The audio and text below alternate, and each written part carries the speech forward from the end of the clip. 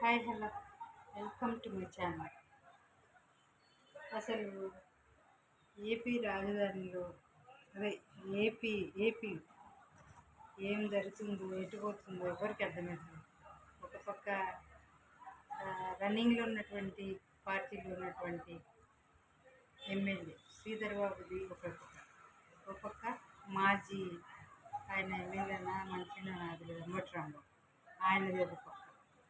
ఇలా ఏంటి అసలు ఈ సమాజంలో ఏం జరుగుతుందో ఎటుపోతుందో ఏం అర్థమవుతుంది. ఒక మనిషిని రే అంటేనే ఎంత తప్పు కొడతారు, అలాంటిది బూతులు తిట్టాడు. ఇంకోటి ఆ ఏజ్లో పెళ్లి చేసుకోవాల్సింది ఆ అబ్బాయి ఎమ్మెల్యే శ్రీధర్ బాబు. పెళ్ళి అయిన ఆమెను భర్త వదిలేసిన ఆమెను అట్లా అక్రమ సంబంధం పెట్టుకొని రోడ్డున పడినాడు ఇతను. ఈ మన ఏపీ యొక్క పరిస్థితి ఇలా ఉంది. అది ఎవరికి వాళ్ళు విమర్శించుకోవాల్సినదే అంతే. ఇంకొకటి ఆదర్శంగా తీసుకోవాల్సింది.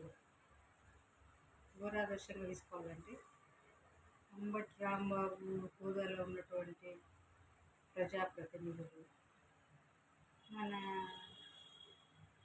అరవ శ్రీధర్ ఎమ్మెల్యేగా ఉన్నటువంటి అతను, వాళ్ళ పేరెంట్స్, అతను అంటే ఆ ఏజ్ వచ్చింది, ఒక పదవి వచ్చింది, పెళ్లి చేయాలని వాళ్ళ ముందు డిసైడ్ కాకుండా ఇట్లా వదిలేసింది.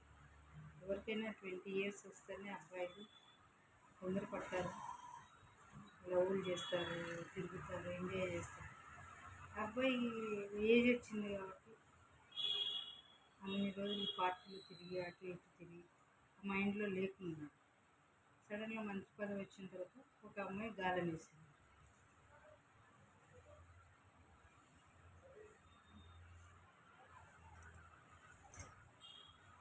గాలానికి పడిపోయింది అంతే.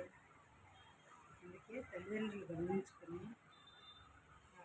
మన కొడుకుకి ఏ విధంగా, కొడుకు కానీ కూతురు కానీ వాళ్ళకి వయసు వచ్చింది, వాళ్ళకి పెళ్లి చేయాలి. ఇంకా ఏది సాధించలేదనుకుంటే అది వేరే మాట. ఎమ్మెల్యే పదవిలో ఉన్నాడు, అతను పెళ్లి చేయాలని ఆ మాత్రం మీద నమ్మకం. ఎవరో ఒక అమ్మాయి ఇంతగానం వస్తుంది, ఫోన్లు చేస్తుంది, ఏంటి పరిస్థితి అసలు ఎవరు అమ్మాయి కనీసం ఇంత సెన్స్ లేకుండా ఎట్లా ఉంది వాళ్ళమ్మ.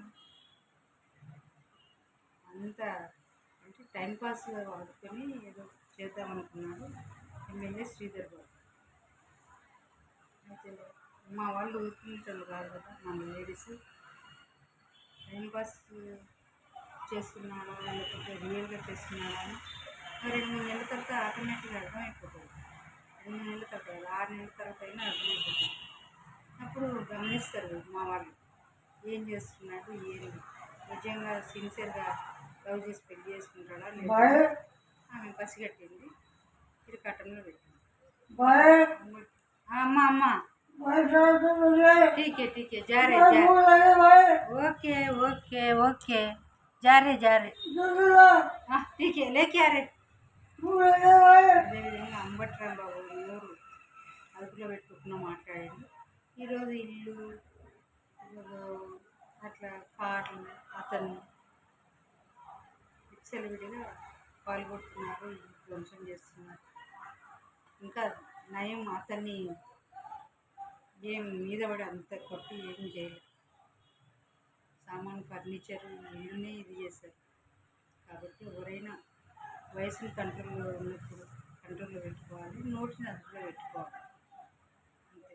సమాజంలో పిల్లలు పెద్దలు అందరూ చూస్తూ ఉన్నారు కదా, అనేది గమనించుకోవాలి మనం కూడా అందరం, ప్రతి ఒక్కరు ఈ సొసైటీలో అంతే.